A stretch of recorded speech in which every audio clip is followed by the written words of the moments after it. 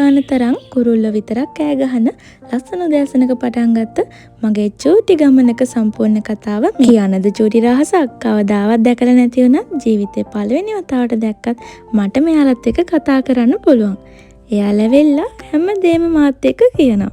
ඉතින් මේ ගමන පුරාවටම මට මේ වගේ තෙත හොම්බ ගොඩාරියක් හම්බුණා.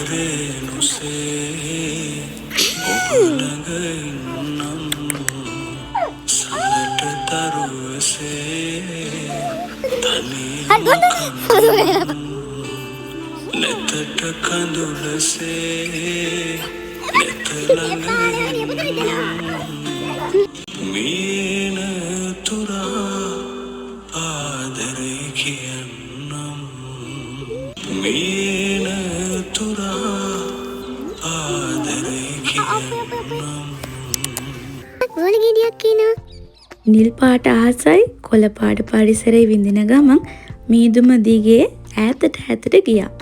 යන ගමන් හම්බුණු හැමෝගෙම බණ්ඩි පෙරෙව්වා. එතකොට මෙන්න මෙයා සීතලේ ඉන්නවා දැක්කා. මෙයාව මම බේරගෙන ඇවිල්ලා බෙහෙත් කරලා ලස්සන කරපු කතාව ගෙනල්ලා තියෙනවනේ. ඒ නිසා එයා ගැන කියන්න යන්නේ නැහැ. මේ ඉන්නේ එයා ලොකු වුණාට පස්සේ.